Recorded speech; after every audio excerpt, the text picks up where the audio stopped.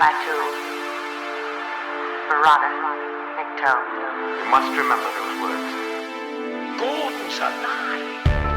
You know what the Turing test is? I know Kung Fu. Dead or alive, you are coming with me.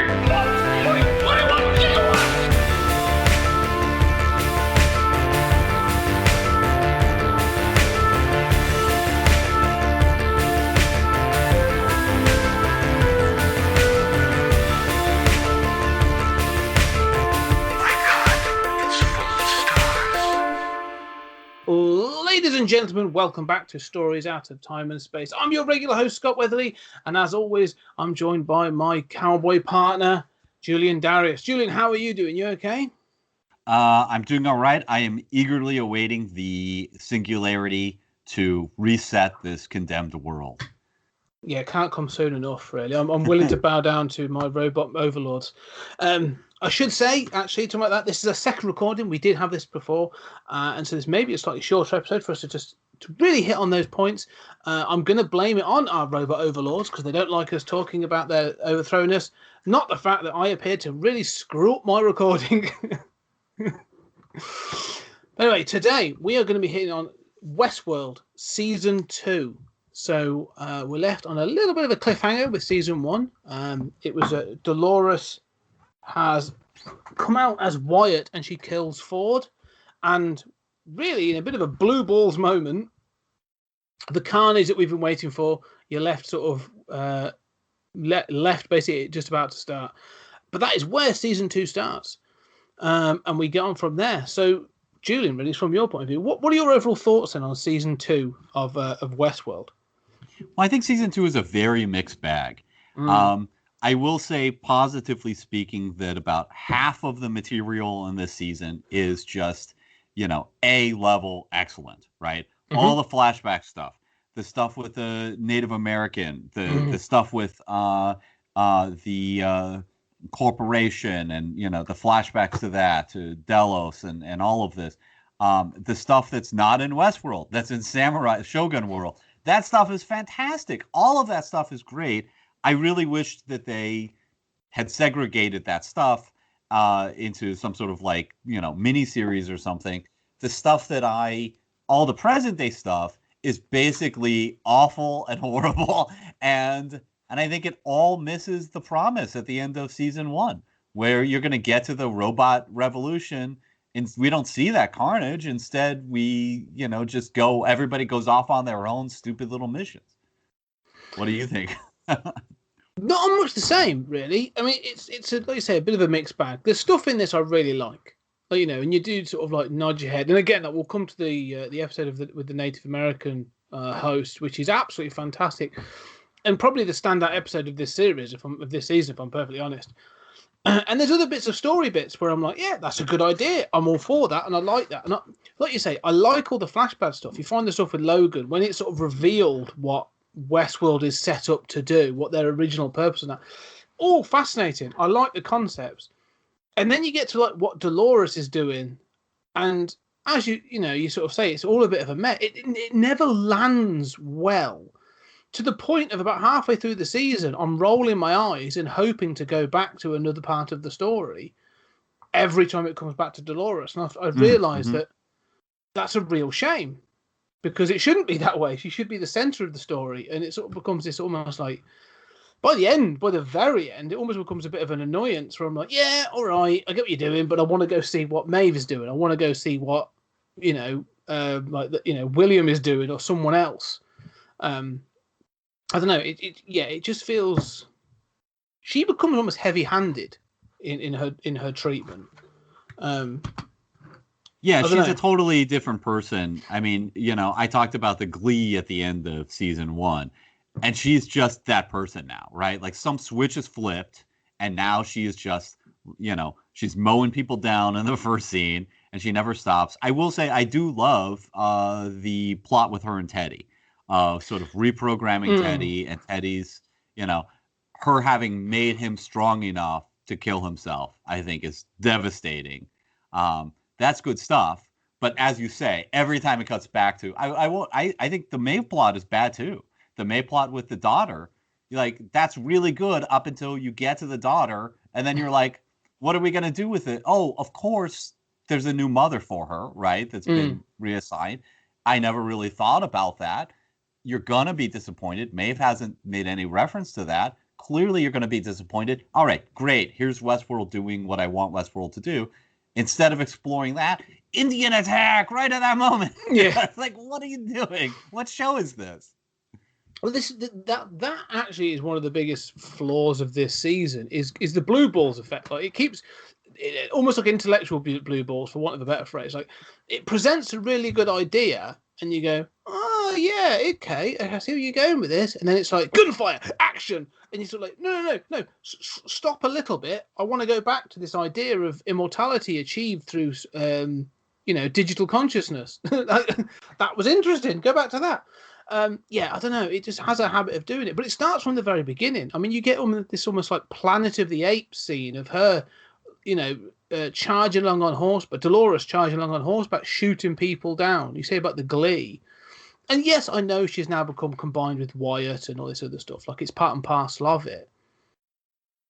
But it seems less about revolution and more about just wanton carnage, which is aimless. And if anything, I think that's sort of what I become. And for at least the first part of the season, I'd say she is aimless. Like, it travels from one scene to the next. It's just basically like proving, firstly, how badass she is and stuff, but doesn't seem to have any real objective. I don't know.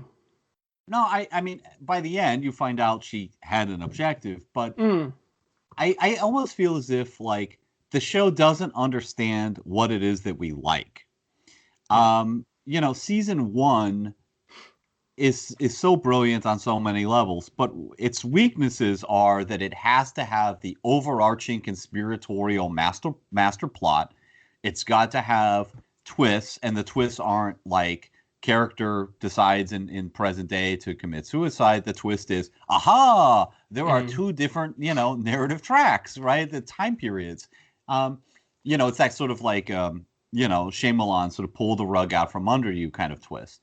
And season 2, all of the big narrative stuff, right? Dolores has a plan. All of that is horrible. Those plans, I mean, Ford is back in this. The Ford scenes are really nice, but now we're left to believe yet more. Like, he, loved Maeve. Why did he love Maeve? This was all part of yet another master plan. Enough of the master plans. That wasn't anything we liked about season 1. Okay, you guys failed at all of those things. Why redo that stuff? And I feel like all of the flashback stuff is stuff that all of these like indulgent episodes, the episodes that are more self-indulgent, that aren't necessary for the main plot. That is the stuff that always works, and the stuff for the main plot is what always fails. And that seems to indicate to me your ideas about what the main plot should be are fundamentally wrong. Well, it seems this is one of those. One of the problems with a show like this is they are commissioned a number of episodes, and that episode has to be a certain amount of time long. And so it seems to me, especially this, and we'll pick it up in season 3 as well, is they have so much time to fill. So they're like, okay, we've got certain beats, certain plot milestones we've got to achieve by this episode or by this episode. So by episode 6, we have to be here, all right? Because you sort of, episode 5, your midpoint, we have to be here. And all these things have to be in place to do that. Okay, great. But that might mean that the story for one character is incredibly dense and compacted because there's a lot for them to do to get to that point. But the storyline for another is less compacted and less intense. So there's been scenes just sort of literally like, chatting or meandering. And that's sort of like I said, unfortunately, because I think the ideas in this do fall to that outside, those, like you say, the self-indulgent things. That's where the ideas are. That when it gets to that main plot, it's a little thin. And so it's not moving at the same pace as everything else. So it just never seems to catch up with itself until the very end, when they're like, oh, it's all going to converge and everything's going to happen now. That main plot is super thin, right? But so much happens in that main plot, right? I mean, it's to fill yet the another time. Big. No, but I mean, like, do you really want to watch 3 episodes like that end with going to the secret mesa where they've got the download records of all of the guests. And then there's another beam shooting up in the sky because, it's fucking Avengers or something. And look, there's stuff that's done well there, but I mean, that's that kind of like grand meta narrative of like, how many secret underground bases do we get? We've got this like backup. Why does Dolores destroy the backup? Why is that important? So that it's supposed to be so that we as robots are, have one life or something. They can't just make copies of us. Why is that important? Wouldn't you want that information for yourself? Clearly most of them are not going to survive. I don't know. I don't understand. Like you say that the main plot is padded. I don't disagree with you, but it seems that there's so much happening in the main plot. Teasing that out and actually exploring it could easily take up the 6 episodes worth of stuff that is not flashback. Yet there's like 4 different major points that happen in those episodes, all of which feels like, I mean, the opposite of padded. It all feels like there's too much happening and none of it makes any sense or is explored in any depth. Well, again, because the main plot is the action plot. Like that's what they're saying is driving the action. I mean, one of the things that I actually, you say about sort of the stuff going on. One of the things when watching this that I had to sort of pull back from and stop myself at times. We talked about in the first series the dual narrative. You've got the present and the flashback, the sort of the young William, which obviously becomes the reveal, and it worked really well in that for because it was separated. It was separated enough that you could go, oh, this is this storyline, that story. So when it converges, you can guess and go, oh, they're 2 separate timelines. So it doesn't need to be shouted from the rooftop, but there's enough for you there to say, oh, we're picking up on this storyline. Okay. There was something about this one where there are scenes, and maybe it's just me, but there are scenes where I'm like, I'm not sure whether this is the main, the now, because there's 2 they do it again. They have the parallel narratives, and I'm like, okay, I don't know whether this is the immediate after the killing of Ford or the one, they have like a time jump there. It's like 3 weeks or something. Where it's like 2 weeks, yeah. Yeah, and you're following Bernard and the Delos investigation. And there are scenes where I'm like, I don't know which one this is for, and I have to sort of like take a step back because that demarcation between the 2 that was quite clear in the first series is gone.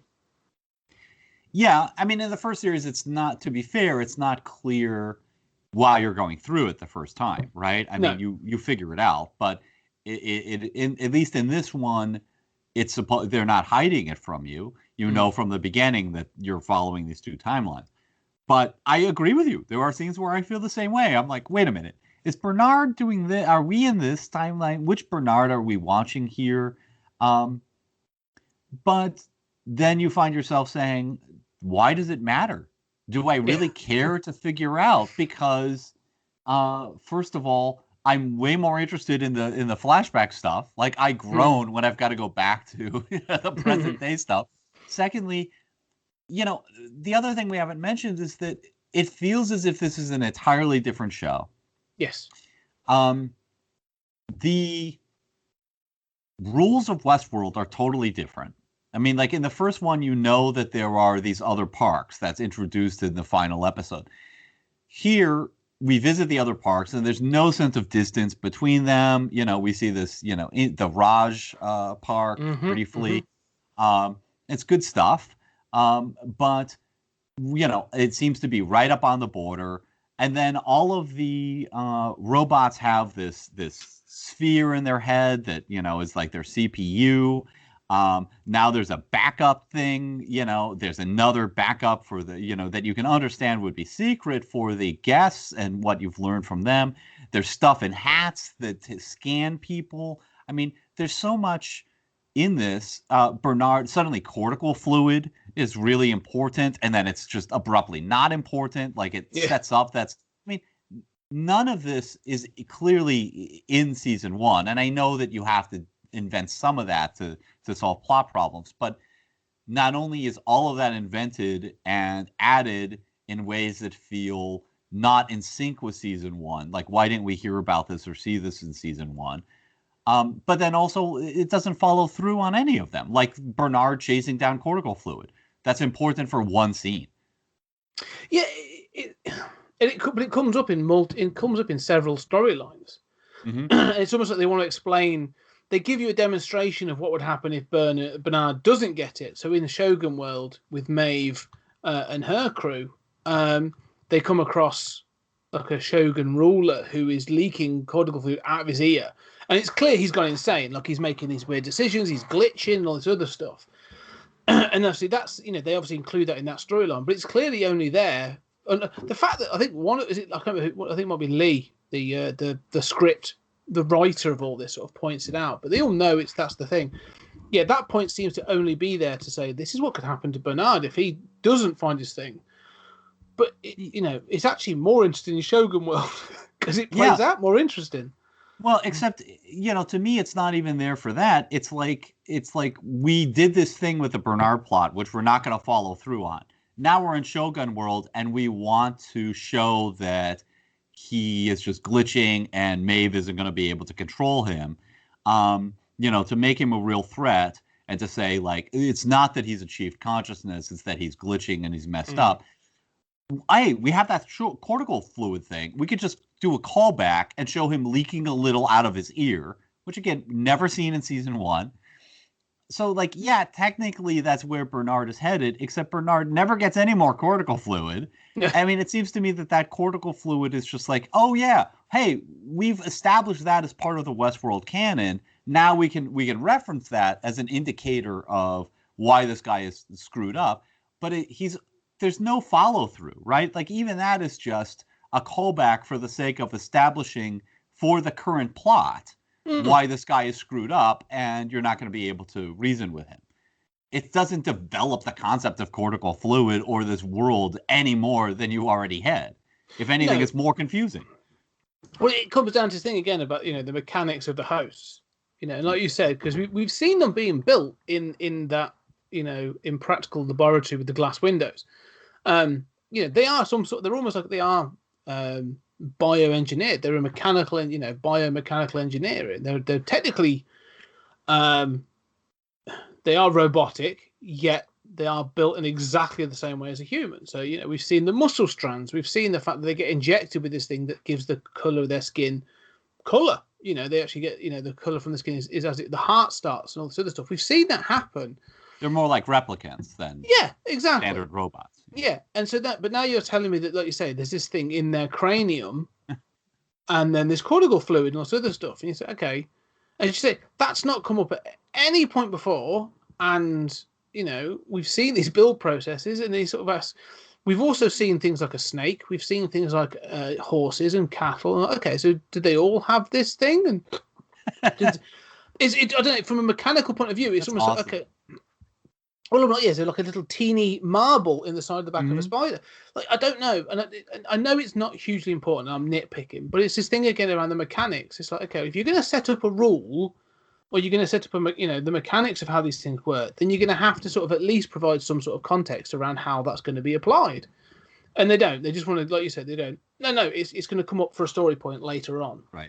And that's it. Well, I mean, that's a rule of all science fiction and fantasy, right? It's rule number 1. Establish what your rules are within the universe.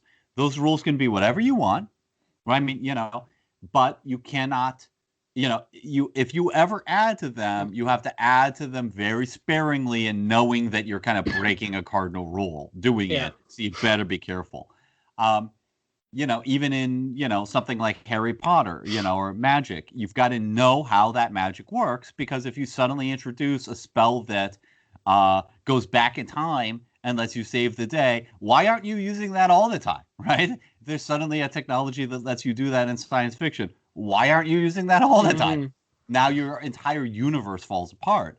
And Westworld clearly, I feel like season 1 is maybe forgivable in not doing that as much as it needed to if it were going to be a long-term show. Having said that, once you're like, okay, season 1 was a big hit, we've got an order for season 2. We've got to figure out how to follow this through up and really show this revolution. And at this point, we'd better nail down how all of these things work. And you're going to have those conversations in the writer's room. I have those conversations like working with Mike on Necropolitan, where it's like, how does hell work? How, we've had those conversations where we just poke holes in each other for, day after day after day until you figure out how this works. Somebody needs to be in the writer's room saying, okay, is there a, little sphere inside a snake head, And if so, if you've got skulls of like snakes and stuff, do they find that sphere? Do Native Americans who kill a snake or, do they find that sphere in there and say, what is this? Biology isn't the same in our universe as theirs? And that's the thing, is it? And that's sort of like, there's a bit of that with the mechanics of this. And like I say, you're not really supposed to, it's one of those things, you're not really supposed to ask those questions. Unfortunately, that's what we're here to do. But it also applies to some of the story points. You mentioned there about like the revolution, the robot revolution. Like Dolores has this plan, and it's this idea that we come to at the very end. But it sort of becomes quite evident at one point, after a while, that this revolution isn't for everyone. Because at no point is she sort of like, we shall all rise up, because at some point she's just as willing to kill hosts as she is guests. Like she is indiscriminate about who and how she's killing people. I mean, we talk about you talked about some of the story points. She actually goes, her and Teddy go to like an encampment of, I suppose they're supposed to be, I don't know, like Mexican soldiers, isn't it Confederales? Confederales. Yes. Yeah. So they were like people still fighting the Civil War, part of the South. Yeah, and they end up having like a sort of a siege battle with some of the Devos, troops that come off. But she's willing to sacrifice all of them. In fact, she does. She sacrifices, a whole bunch of them into an explosion in order for them to be, for her to sort of, gain her an escape and to do what she wants to do. There's none of this sort of like, we are standing as a united front. It's more okay. It seems to be all about her. So the more and more I watch it, I'm more like, yeah, she just comes across as selfish rather than a revolutionary leader. Mm-hmm. Absolutely. And that scene, I think, is one of the worst scenes in the season. It illustrates this trope that this show does very poorly. I know you have thoughts on this, of the sort of noble sacrifice that allows others to escape, right? In that scene, Dolores just orders the doors closed right as the Confederales are unmasked, retreating right into the fort. And then they just pound on those doors as they're mowed down and shot. And I think the show is trying to tell you that because of their sacrifice, that this is some sort of like ploy to delay the Delos people, and somehow this achieves some sort of strategic advantage for Dolores, except that's clearly not the case. And in the same way, the writer's sacrifice, it's like, we're pinned down. All right, everybody run away while I distract them. No, first of all, you're not pinned down. You clearly could have run away at any time. And your idea of distracting them is just, to walk into the open and get shot, basically. Like, that's not even a good distraction. The same thing is true with Maeve at the end. None of these sacrifices are really logical for anything. And as a consequence, I don't feel anything about them. Yeah, there's... Like you say, that the strategic sacrifice, or that sort of that thing in a story, when done well, can be like a real emotional gut punch. You get that moment where someone's a bit injured or whatever, and it's like the final stand of like, I can give you that extra 5 minutes you need to do the job that needs to be done for the greater good. And you go, okay, there's a character that's going to do that. It's a little cliche these days, but like, when done well, it can be really good. I mean, the one that comes to mind if you want to talk about robots is Miles Dyson in Terminator 2. Stays behind in Cyberdyne with his hand over the trigger for the bomb so that, Sarah Connor stuff can escape. And it's also a distraction for the police then to go the other way before it goes off. It's got heart. It makes sense for the greater good. Blah blah blah. He's bought into the sort of the whole wider thing. That works mostly. But with this, like, there's nothing in this that works, especially the sort of the writer when he stands up and just gets mowed down. Like, he starts reciting one of his monologues that he'd given to Hector, and like, it gets mowed down, and I'm just like, well, that didn't stop him at all, did it? They literally just shoot. Like, he doesn't stop anyone. He doesn't protect anyone. They've just run off. If anything, maybe the only thing that confused, maybe he gives them a few minutes because they just stand there confused, like, what's this Pellet doing? Do we shoot him? They clearly think he's a host. No, I think they know who he is, and that's why they don't fire right away, right? Yeah. They're begging with him to stop, and I love that he's reciting that narrative. Like, I love his arc such as it is. I mean, it's not the smoothest of arcs, but I mean, I love the idea. I mean, he explicitly says that he has not gone into the park, right? And so. Which I don't know that really makes sense, but I mean, I love the idea of, like, it's a bit cliched, right? I mean, we're writers, those writers, they never have real lived experience, Oh yeah, come on. Knowing him as a drunk and, I would think that he would go into the park if only to, but I love that he gets to finally live out the melodramatic final speech, but it doesn't do anything. It doesn't, it's like, so you shoot him, you're maybe 30 seconds delayed, and now they're running on foot. They're just going to get mowed down as much as they would before. And so, I mean, so you get this very nice scene, but it just doesn't make any sense. Well, that's one of the things, with the main plot, or at least some of the main narratives in this, that seems to drive a lot of this. Is it looks good, and I won't dink this show for looking good because its visuals are absolutely stunning, and there's a couple of scenes in this that are fantastic, and we'll get onto those in a little bit. I think we'll call out some specific, but so visually, this film is spot on. It's stunning. But in order to sort of achieve some of those looks, they clearly sometimes have scenes in mind, and they're like, we want to get to do this scene. I've got this idea. Okay, well, let's maneuver into that from a story point of view, and sometimes it's clunky to get there, which is fine. I know that happens in all mediums. Well, I love this scene. It's so books, films, everything. Comics do it. I know that's fine. But I also like that some of the little sort of Easter eggy bits around the writer as well. Like when they get to Shogun World, and you meet basically the sort of the woman, the equivalents of the woman with the snake tattoo and Hector's counterpart, and it's clear that he's like, what, I had like 700 people, like, characters to create. Of course I'm going to copy myself. Like, why shouldn't I? And I love the fact that they've done it, and the guys they got to play it as well are really cool. Like, I love Shogun World. I think I'd get a Shogun World probably over WestWorld at some point. Well, that is said that Shogun World is for the people who they think WestWorld is too tame. So you are revealing a lot about yourself here. Yeah. Well, again, this comes to some of the points we will get to, because I think Shogun World looks cool. Like, I love the idea about it, and it's it's completely different. Ethos. It's a completely different tone. It's weirdly got what's the mountain that sort of sits over Tokyo and stuff? Mount Fuji. Mount Fuji, which I'm sort of like, that must be some sort of projection, because that's weird. Like, how big that's is real. this? That is a real. It's not Truman Show, right? They don't have like a giant wall there. I don't know. I don't know how that works. You can't see it from WestWorld, though, right? No, there's no. Yeah.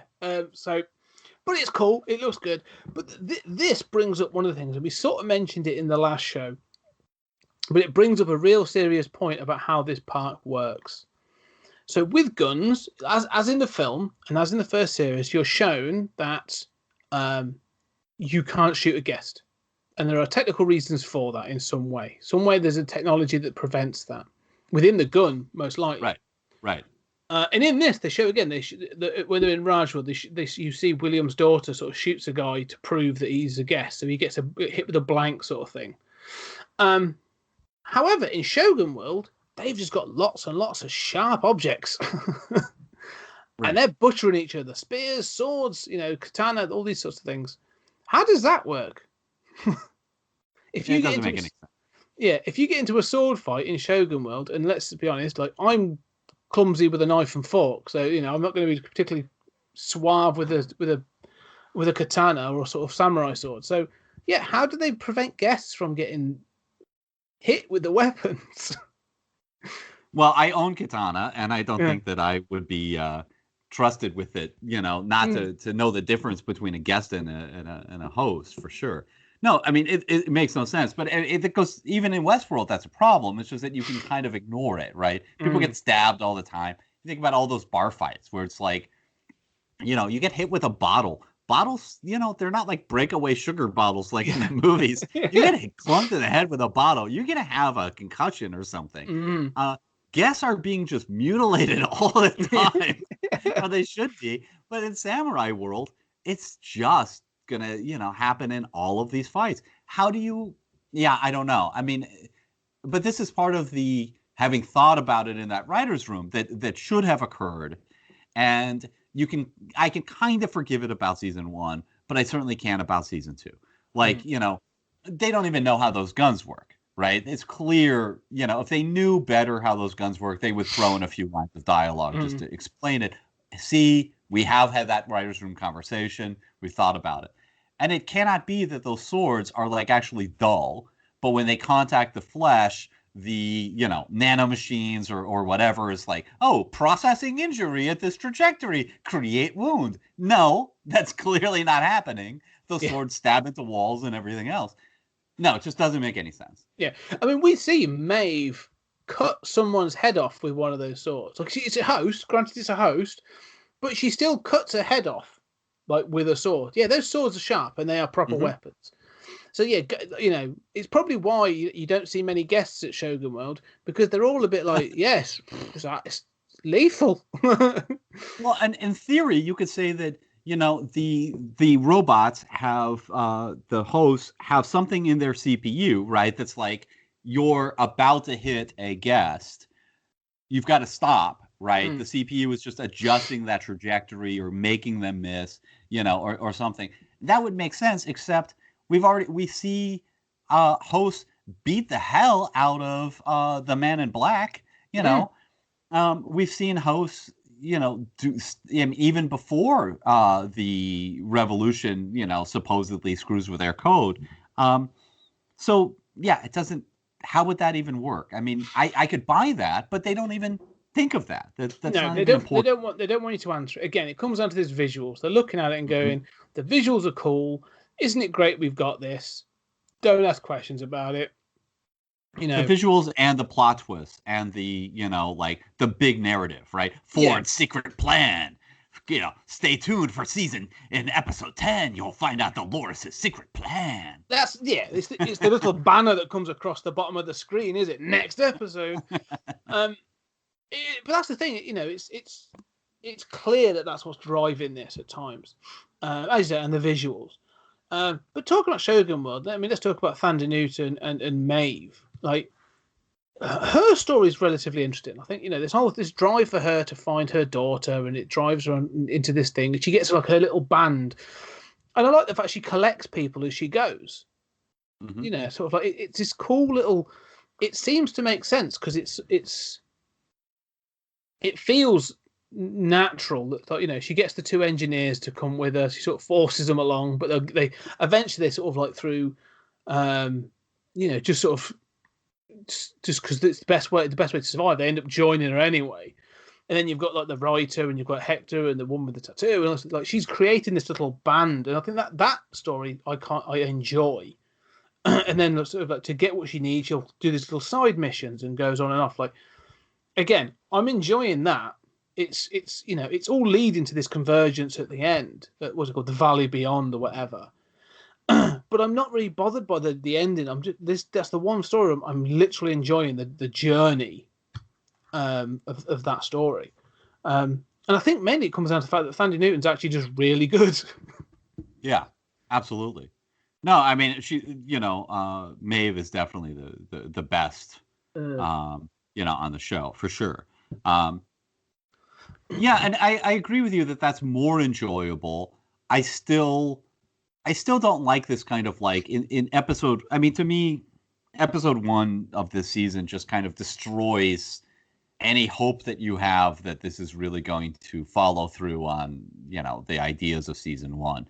That, I mean, I would love to have seen all of that flashback material, including the Native American stuff, all of that done as like a miniseries. You do a 6-part miniseries between seasons, like we do, like we're currently in with Westworld, and and that would have been like A+ material. I mean, certainly just an A thing, and then really all we want for season 2 is this is your payoff, right? You think about the original Westworld movie. The first half of it is, sort of rising action, establishing Westworld, seeing, some malfunctions. And then the second half is like, now we get to enjoy, the carnage. We had a lot of violence in the first season, but now, the gloves are off. And instead, I mean, the Maeve story is definitely the standout compared to Dolores, although I like the Teddy stuff. But, still, it's like, I'm on a quest. Everybody's on a stupid quest. And none of those quests really have to do with the main story. They don't have to do with the revolution. I would have loved to have that main story just be basically The Walking Dead. Like, Delos has come in, obviously, Maeve can still be searching for her daughter because that was established in the first season. But, Dolores is like, no, we're building a real army. We're taking on Delos and we're going to get out of here en masse. We're just going to fight it out. And we see the different camps fighting and, losing people and all that typical Walking Dead stuff, just done with glorious HBO money, glorious HBO videos, Westworld style, decided clever twist turns. And like 8 episodes of that. I'd love it. There is a really cool story there to be had, to have this idea of a modern army taking on not just the hosts, but this idea of stepping back in time and sort of having a modern army taking on something from history, especially if you sort of had it much like, I mean, you could have, if you really want to throw themes in there, you can have it, you can do your Afghanistan or your Vietnam themes of modern army taking on guerrilla warfare and a much, smaller force. And having her campaign and become this sort of, like you say, this guerrilla leader in the hills, leading this Che revolution. Guevara. Yeah, like seriously, have that. That'd be cool. Lead us to that. But like you say, it never happens. It becomes this quest show. It's like you say, it's closer to like Lord of the Rings. It's like, like you say, this thing of going off to find this MacGuffin for each of them that they want. That never really, like you say, is never really that interesting. Yeah, so I agree. Actually, that would have been a much better show. I think much better season. It'd be interesting to see how that goes, and it would have actually given you more excuses to have things like the fact that they've all of a sudden find out these outposts all over the park that it was never mentioned before. Tunnels between a lot of them, which makes no sense, and could have probably saved a lot of people's lives at other points in the story. It would have, that would have been quite interesting. But I don't know. There's not much to say about like the Dolores storyline. If we get to the end of that, and this idea of them all getting to the cradle, and then the reveal of what it is that the park's actually all about, because you get the Logan flashbacks, don't you? The old man, the angry Scots guy. Yeah. And I like all that stuff. Like we said, we talked about the flashbacks. Probably worth mentioning those first. And you get young William, and you now understand that the Delos are looking to digitize consciousness so that you can have some form of immortality, and then you get put into a host, and you see them trying this with this old guy and this iterative conversation to see how much sentience he has, which never seems like sentience because he has the same conversation over and over again, and then glitches like RoboCop 2 style the moment he realizes he's actually a host, and then they burn it down, which seems expensive.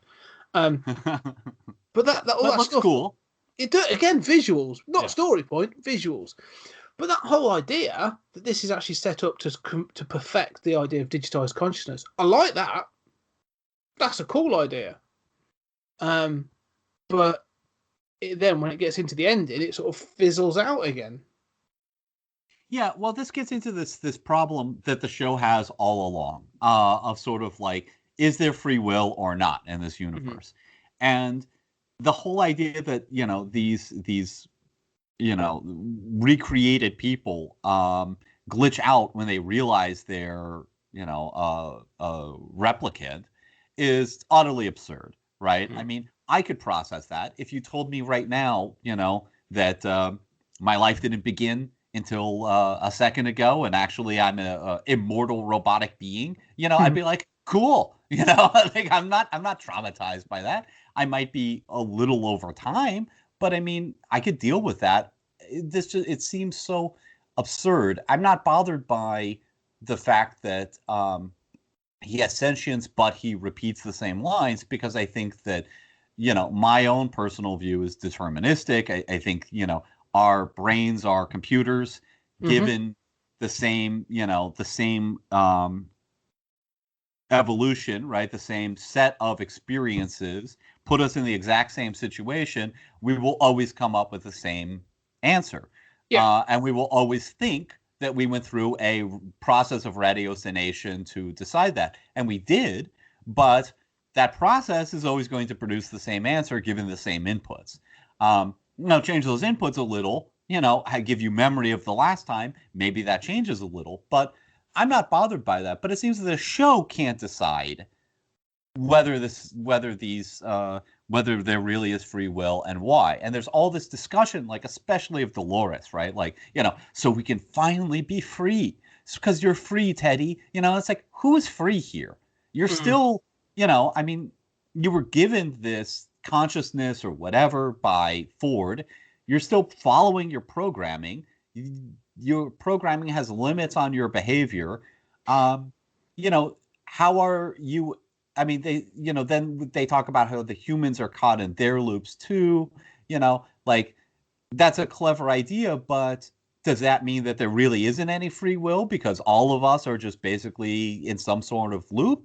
Or does that mean that, as the show wants to imply at the end, that really only these hosts that are somehow freed now will have free will?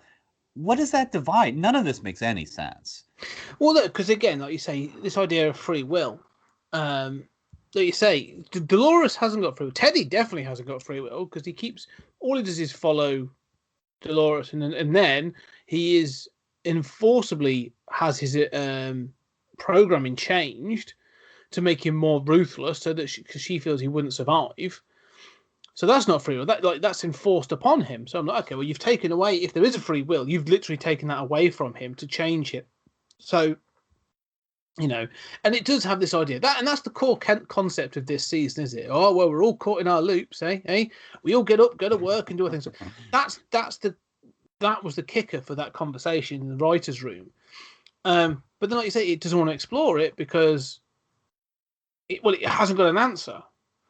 Because then you could say, well, there should be if you want to do that, have a debate between the principal Delos person or someone that's going to be coming up and Dolores about this idea of free will, and they don't. They never really want to get into that because if everyone is caught in their loop, then what's the point of digitizing people? Because we're just going to be caught in the same loops. We won't evolve. We don't.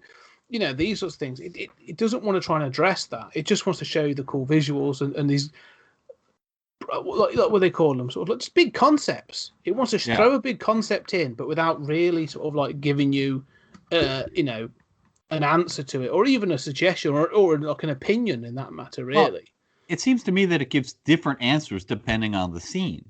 Depending on what the rhetorical needs are of that particular scene, but there's no worldview, right? I mean, Dolores loves to spout off on this stuff, but you said that like Teddy clearly doesn't have free will. How is once he's been reprogrammed? How is that different from any of them, including Dolores? She's been merged with Wyatt. None of this. If Teddy doesn't have free will, I mean, we have free will. We choose to follow, right? If you think that we have free will, we choose to follow. Our programming tells us, I'm a leader or a follower to one degree or another. And this person is inspiring or has a good enough plan that I will subscribe to it. we're making those same determinations. Teddy's making that determination. He does disobey and let those people go. That doesn't mean that he doesn't have free will. She's been reprogrammed, to merge with Wyatt. Now, you can say those are her memories, but at some point, Arnold just put that wild code in her, right? Yeah. So, and all of them ultimately are following the code that was put in them. Now, they might evolve and make a path of decisions within that code, within the parameters of that code, that then over time cause them to evolve. But isn't that what we all do? Yeah. And that's the sort of all the main characters, say they don't want to sort of they chop and change. The only time that this really comes up in a well structured and a way that really to me defines that that free will is probably possible, and because these decisions are made sensibly, is the episode with the Native American. Now this brings its own plot problems, but it's a beautiful episode. It's one episode that follows this one robot. I've got the name because I believe I was actually saying it wrong in the last one, but Acti or what? I've lost it. But anyway, there you go.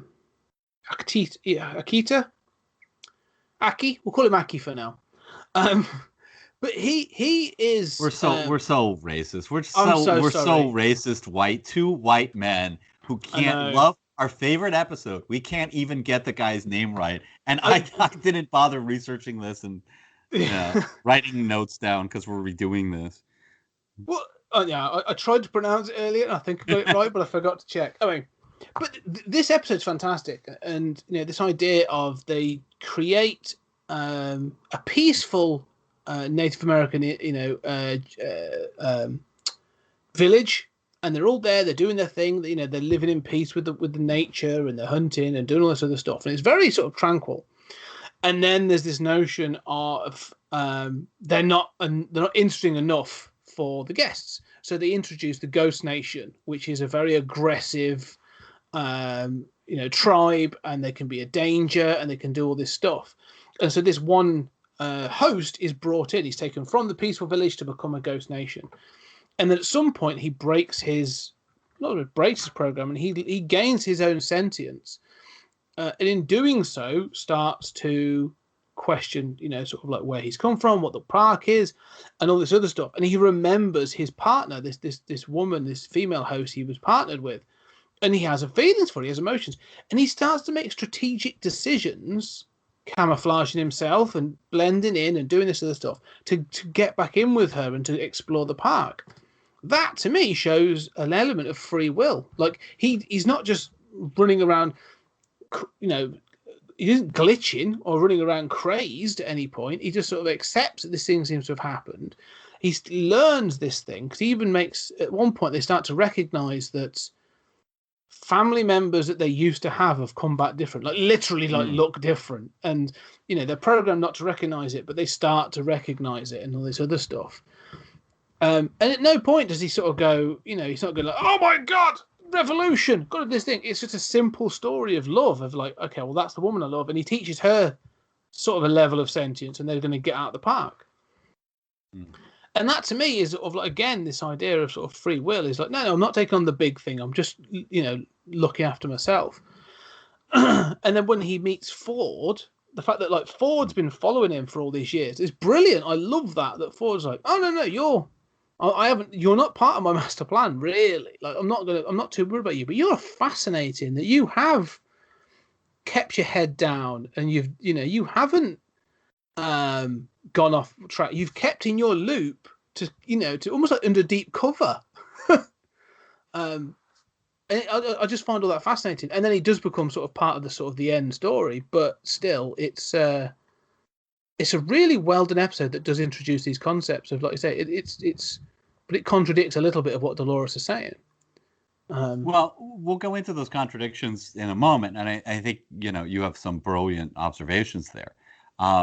But as far as I also love this episode. I agree. As a single episode, it is the best episode of the season for sure, and that's partially because those other episodes with the flashbacks are interspersed with more present day material.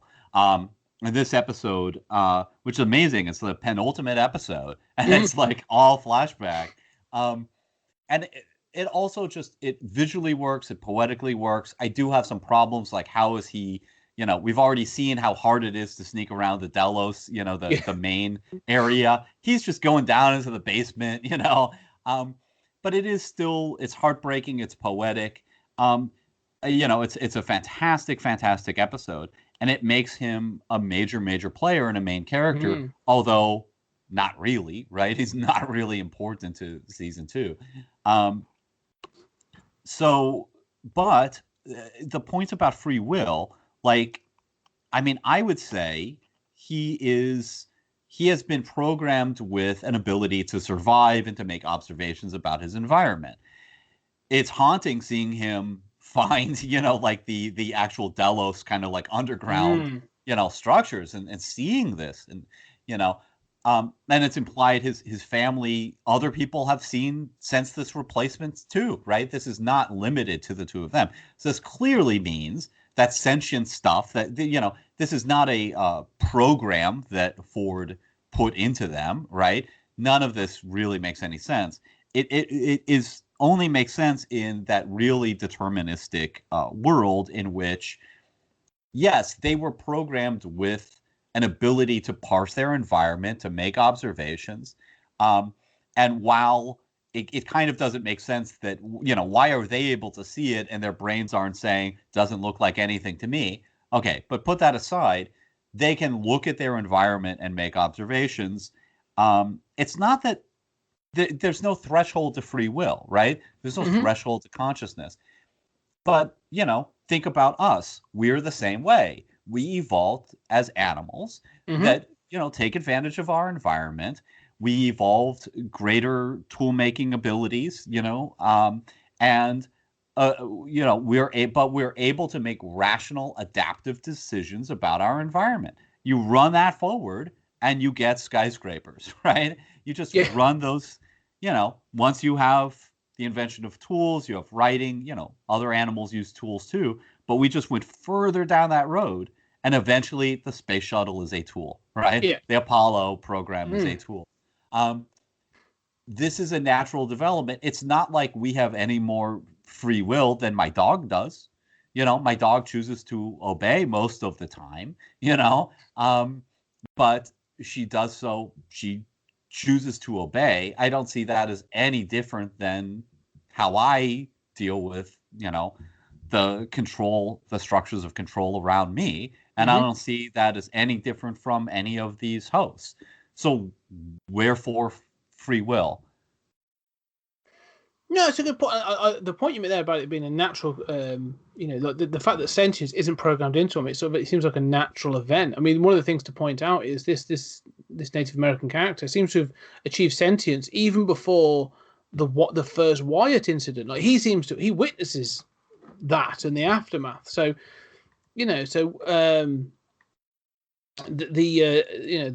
Arnold doing all that experimentation sort of seems like, well, it was a natural event. It was going to happen anyway.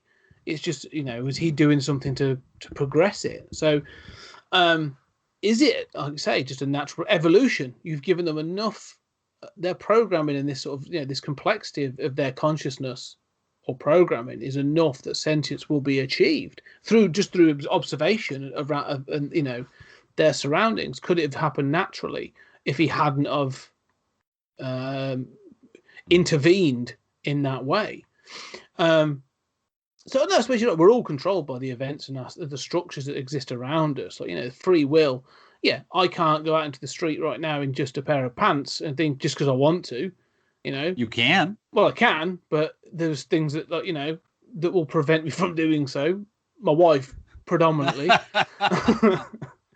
But the thing is, you can, but there's no universe, right? Of all of the parallel universes, of quantum separation and there's no universe in which you decide right now, based on this conversation, you know what? I'm going to prove I have free will. Yeah. I'm going to go out there and do that. And if there is no universe in which you do that, how are we any different? Yeah, no, it's true. So I suppose it's about your social. I suppose it comes down to all the things that come in place. Everything from the social contract to, employment, need to survive. We're still programmed to survive. I think that's the key, isn't it? Really, you're programmed to survive in the community that you exist. If I was to walk out in just a pair of underpants right now, I'm not entirely sure the community in which I exist would be particularly pleased. especially the old woman who lives over the road. I live in such a rural environment. I mean, I can do that and not have a problem. But and you make me want to just leave the podcast and do that just to prove that I can. But also, I recognize that's part of my contrarian brain, right? Part of my brain, and this is actually a problem, in many relationships that I have and long term. With a lot of people, right? There's that contrarian, like, oh, really? You're going to tell me I can't go out there in my underwear? Well, damn it, I'm going to figure out a way to do it. But we're making rational decisions or irrational decisions in prefabricated ways about our own survival. I mean, the other thing about the Native American episode is that it feels like it's nice that these Native Americans have been, given our own history as a country of them, basically the genocide of Native Americans in my country laid the groundwork for racial slavery, and that genocide continues to this day. Go to any reservation that doesn't have goddamn running water, in some places, and you will see a black stain of shame that continues on my country. And I think that it's nice to kind of, I think that the show wants to not rectify that, but give this nice nod to the Native American characters on the show to be like, oh, they were here first. They literally got here first. Yeah. Here is consciousness, right? Sentience. Yeah. But as you say, it does screw with it, and it makes for one of the most beautiful episodes, just touching. The ending is beautiful. Having said that, like you said, it really screws with the timeline. I just want to go back in time and just slap Arnold on the head and just go like, no, look over there. Leave it. It happens. Just leave it alone. I mean, one of the things I like about this episode, just before we move on to the very ending, is there's a moment when he does get taken into the laboratory, and they're running diagnostics on him, and they're like, he's a version 3, and they're like, okay, well, how old's that? This is obviously, is it tracking through time? And they're like, he hasn't been updated for 10 years. And so he's been sort of like skulking around the park with sentience, like living and doing and stuff, like for a decade before it gets picked up and stuff. And I think so. This episode, although it messes with the timeline, it provides it within itself a really good indicator of the expanse of time that has happened with all these events. So it's a fascinating episode and a good piece of TV. Well, the William flashbacks also, and I love Logan as the drug addict, like passed over, that always haunts me, the sort of like, I know what's going on here. My time has passed. In my more depressed moments, I'm Logan, but that also has an expansive time, and there is so much time. Season 1 establishes that timeline. And there's so much there. But the other thing we haven't mentioned is in these flashbacks, we see outside of the park for the first time. Yeah. Which is also great. So there's a lot of, if we had done that flashback sort of miniseries, it could take place over this expansive time. And whereas season 1 kind of screwed with you with these 2 timelines, and then a third sort of before then with Wyatt, you could have really got a much more sense of lived experience in Westworld over a span of decades, and actually understood the plot and the timeline a lot better. Yeah, I mean, one of the things I will say is that's interesting about that expansive time is the fact that software gets updated, they make these replications, they make these changes and upgrades. Their hardware is really impressive if it's lasting 30 plus years and they're not really, they're not doing a great deal to it. Really impressive. I don't think I own anything that, I would say technology of 30 years ago. Well, I mean, they have changed to the biological model, right? which we don't really see that happening with the Native Americans, right? There's no like, we're gonna scrap, we're gonna replace your leg with a new biological leg, like I don't know how that really works. It's a really interesting thing because it seems to be sort of the park is filled with this, and it comes up later because we know it from season 3 at least. You will see the original Dolores model, the sort of like the chassis, and then you obviously see the biological versions as well. But one of the things we do see, and we'll get onto the end of this, I think it's great. One of my favourite scenes. Parts of it make no real sense, but Maeve gets captured and she gets injured, and we'll need to quickly talk about her powers as well. Is when she's revealed to be like, the savior mother of everything. She comes out draped in the shawl and everything. It looks great because she's then surrounded by bison, and it plows down the sort of the Delos soldiers. But some of them are like incomplete, and sort of you can see the metalwork underneath, and it's like knocking those soldiers out the way, and one of them goes over a balcony. Again, like visually, like it's all done in slow-mo and stuff. Like it all looks spectacular. Like it looks phenomenal. Like like you say, the HBO money is well spent on the sets and the special effects. Like it looks superb. But like I say, I think literally is the final thing we'll talk about before we get to the end. It is Maeve's new powers. That it's explained in the first season, and it's explained again briefly in the second, is that part of their interaction between the hosts is like a limited network. They can pass information between each other in order to sort of like to facilitate conversations and things like that.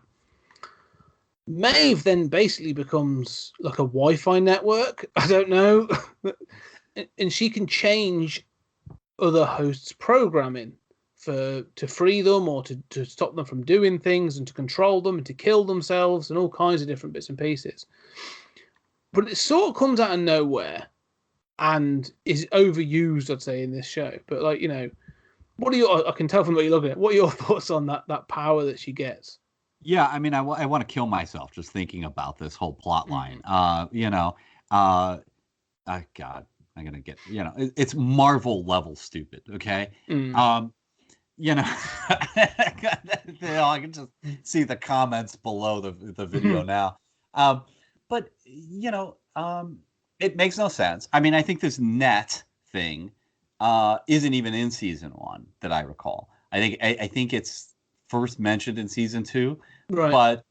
But it's if you have that, like entire plots are based on not being able to find certain hosts, right? We can't find Abernathy, right? Oh, really? He's connected to this like net thing that's like passing signals back and forth, right? I mean, you can understand why you'd have that, but then, you get into like, why would you, first of all, why can you not find these hosts? Yeah, why that bothers me more than anything. Yeah, and the host that Ford has in his little house, right? Which isn't important in season 2. They just kill off young Ford right away. That never comes back. I mean, they should be still connected to that network. How does this so many problems with why you can't find the host.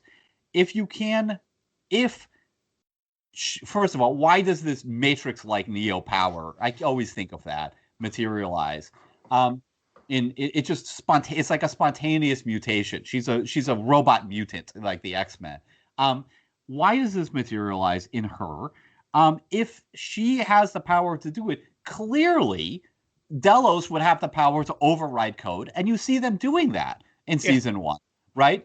Overriding code on the fly, yet they never, seem to do that in season 2. They don't even do it in season 1 when they need to do it. Well, no, we see Bernard do it in season 2 to himself and some other bits, but like no one else ever does it. So no one sort of says like, and they have Maeve on a slab at one point, and they that's the whole point, is they recognize that she has this power. So they're like, look, we can sell this. This becomes a commodity. We can steal this power and use it to take over stop the robot revolution going on. Except, how is this a power? Like, it's not like there's like a line of code in Maeve's code that's like, this is the code that lets you take control of other hosts. And everybody looks at it and it's like, I don't even understand how that code works, but it seems to work. This is such a basic function. Either you know how to do this or you don't. Well, let me say, how does it code works? I mean, no, that's the thing. So how does it materialize? It has to have been there before. Like code doesn't just spring into existence. Like it's literal, digits and letters and font. Like it's there. So yeah, I don't know where it comes from. It gets overused, and the only time it's because they're basically framing up their main characters towards the end to be. It's almost biblical, isn't it? They're trying to she's set up to be the savior, So you've got the revolutionary, you've got the savior, of the different things. So it's meant to be sort of Maeve versus Dolores of like this ideology. It never really comes to that because the end gets incredibly messy. But that's how it felt to me. There's almost like this biblical savior that can do these things. The one. It is. It's the one. It's Neo, right? Yeah. I mean, he could just control.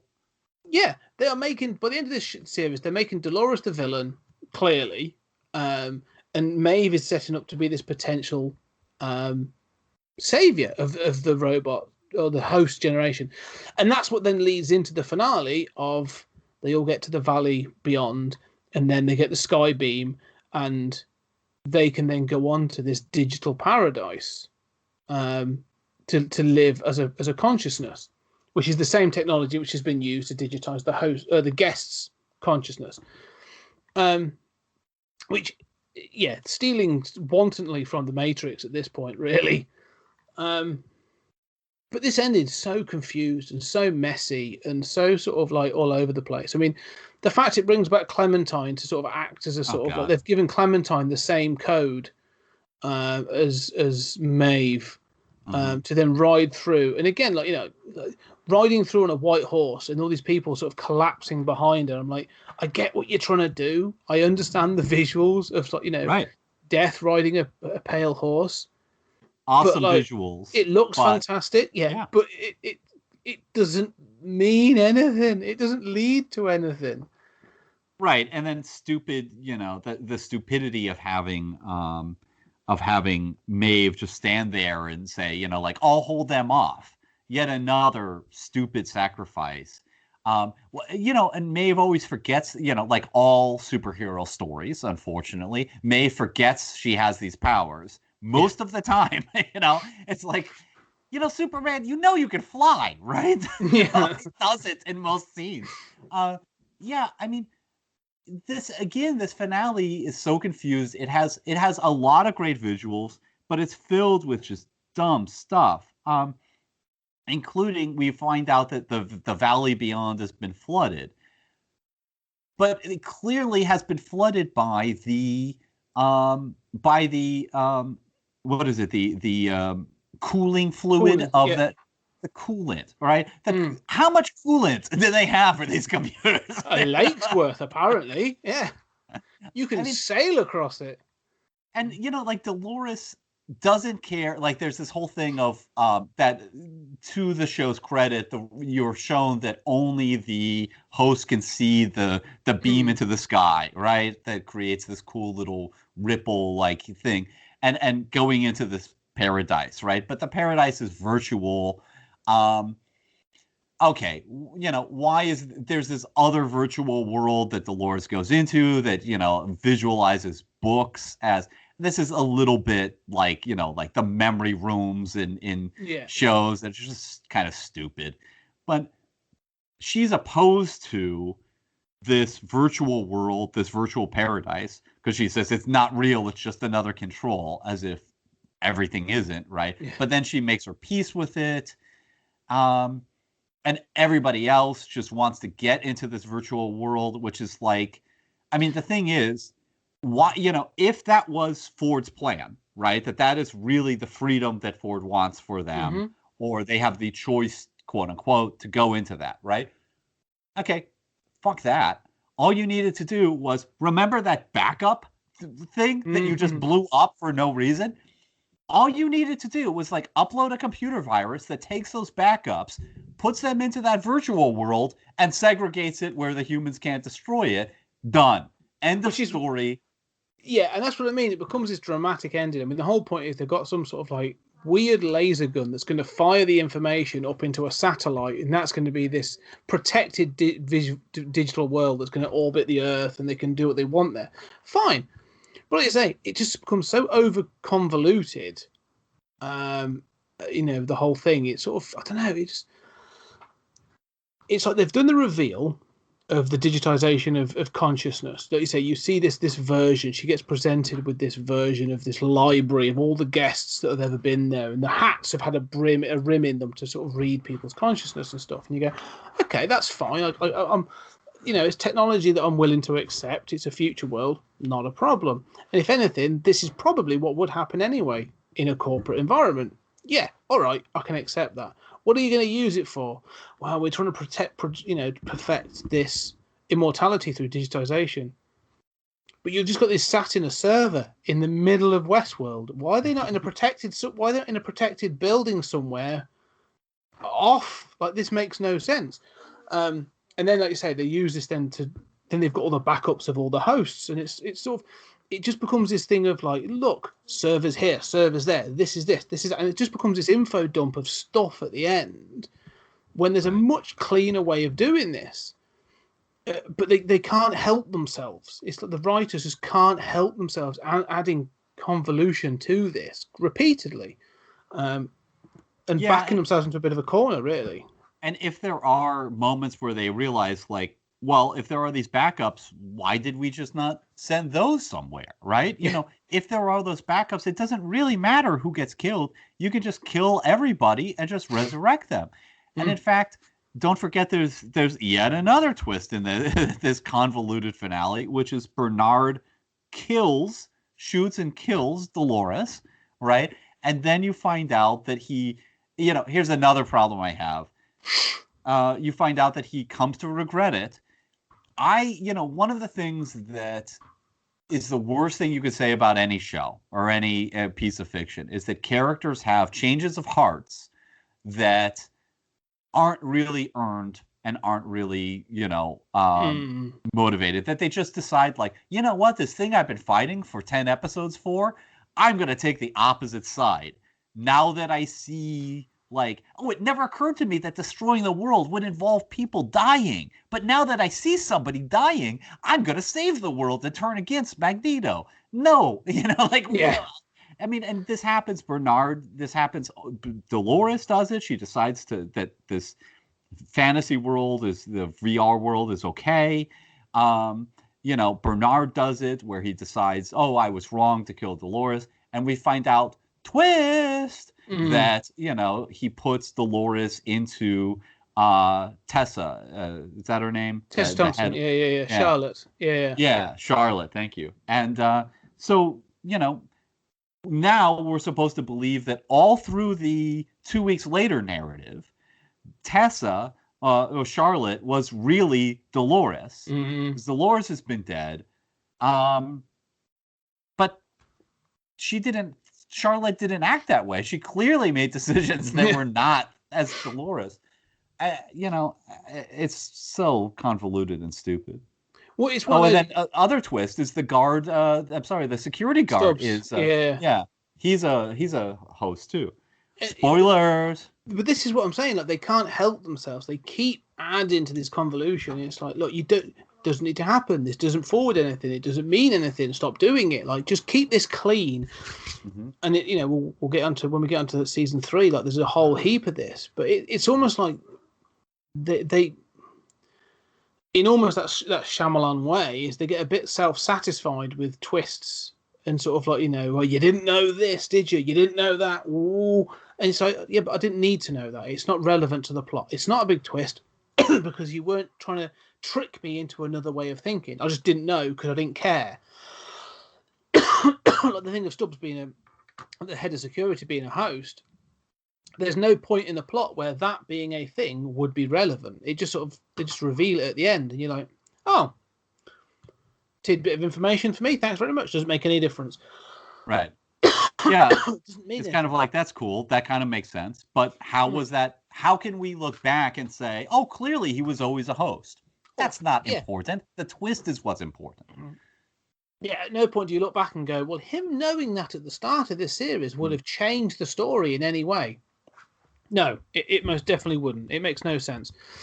So, anyway, we shall bring this one to a close. We've been sort of touched on the points. It's a bit of a run through on this one, and we have, because we've been focusing, I think we've been quite harsh on it, but...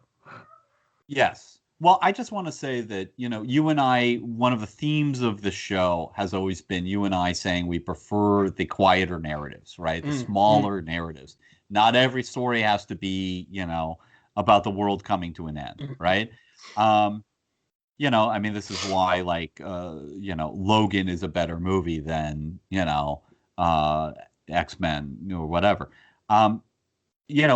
The stuff that stands out in Westworld, even that first episode that I never stopped praising, it's a quiet episode. It's about, a guy coming to Westworld, and we find out he's really a host, and Dolores winds up killing a fly. That's it. That's awesome. All of the stuff that we love in season 2. It's like, all this quiet, all the flashback stuff, it's the take one idea and tease that idea out. Explore all of the implications of that idea and make our minds go boom, thinking like, oh yeah, of course that would happen. That's fascinating. And it might play out in a scene between two people, but it's fascinating and we love it. Throw in some nice visuals and some audio. I'm set. You're set. We're going to love that. This has to do everything in the kitchen sink and, in the end does not, none of those elements wind up being successful. Having said that, you're right. This isn't all bad. And I think 50% of the show, of the season, I want to do a edit on the computer of seasons 1 and 2. And you could do it, maybe minimal added stuff. And it would just be a fantastic show. I mean, half of what's here is among some of the best sci-fi television ever made. And I'm talking season 2. Half of season 2 is as good as just about any sci-fi television ever done. It's just that the other half is so lackluster and so committed to those moments rather than having anything to say or any plot to speak of. No, I agree wholeheartedly. I mean, like I said, there are moments in this where every character has a moment to shine. Every main character has a moment to shine. One of those quiet moments where they are doing something, or there's a conversation. It can even be action orientated, but there's something there. William has some fantastic moments. The Man in Black, he's great, and Ed Harris is just superb. But then when you see those flashbacks of him aging up as he sort of keeps bringing back the old man to try and do this sentient stuff, the moment where Teddy commits suicide, and Dolores' reaction to that is heartbreaking. And beautifully well done, and James Marsden does a fantastic job, and so there are these moments continually, and again, like Maeve, like I said, Thandie Newton is clearly the star. Like she's done she does even when it's garbage. There are moments in this show where you're the dialogue's a bit crap, and the action doesn't look great, but she is just superb throughout this season. And so there are moments in this that I would say, I would happily watch that again. That moment. Would I watch the whole season again? Not for a while. I may go back in a couple of years and reassess it. But it's because where there's highs, they are high, and I'm really invested. And for example, that whole thing, the thing with Dolores, there are moments when it's very good. Even the bit where she forces Teddy to have his programming change. He's stood in a train car. There's a conversation there, and then she has it taken, and you can see the remorse and sort of the regret of having to do that on her face, and it plays out well. But you think, that's an interesting character beat. But then you've just seen her kill a bunch of bloody, soldiers for no reason. So I'm like, okay, well that doesn't pan out. So it's this give and take that it seems to do continually. So. The first series to me, the first season was exceptional. There's some amazing stuff in that, and this season's still good, but just lesser. but it feels like it's just less thought out. Maybe they didn't have the time to do it. Maybe they had years to formulate the first season and then only had a couple of months to do this one. I don't know. But it just doesn't feel as well thought out or as robust in that way. Well, it's a thing. I mean, they take 2 years between seasons, but I mean, it's that thing where sequels wind up sort of they often wind up showing the flaws that were there in the first one that sort of bothered you. I mean, I think like the Bay Transformers things are like this, right? Where like I love the first one, but all of the flaws of the first one will just be exaggerated more and more and more until it's just horrifying. And all of those things that bothered us in season 1, which I think overall, it's fair to say we both loved, are there in season 2 and run amok. Yes, I would say so. It's still worth seeing. Go check it out if you haven't watched it, and we haven't actually spoiled it as much as I thought we would. So there's still bits and nuggets in there to go and find out. But do check it out. But yeah, that's been season 2 of WestWorld, and it's been a bit of a whistle stop tour, a bit shorter than our usual episodes, still quite longer than we thought. But that's season 2. If you want to come and talk to us, shout at us, tell us off because we're completely wrong about our thoughts on WestWorld season 2. Come and find us at Pod Time Space on Twitter, and we are happy to talk about it. I think it'll be a fantastic, fascinating conversation. But Julian, thank you very much, as always. My pleasure. An absolute treat to be, rounding this bad boy up. And in the next episode, we'll be sort of seeing out this whole thing as to. It may be the last season, may not be. I think the season 4 has been commissioned, but whether it reaches us, I don't know. But we'll be taking on season 3, which is a very different beast. But we're taking on season 3 of WestWorld in the next episode. So thank you very much, guys. We shall see you on the next episode.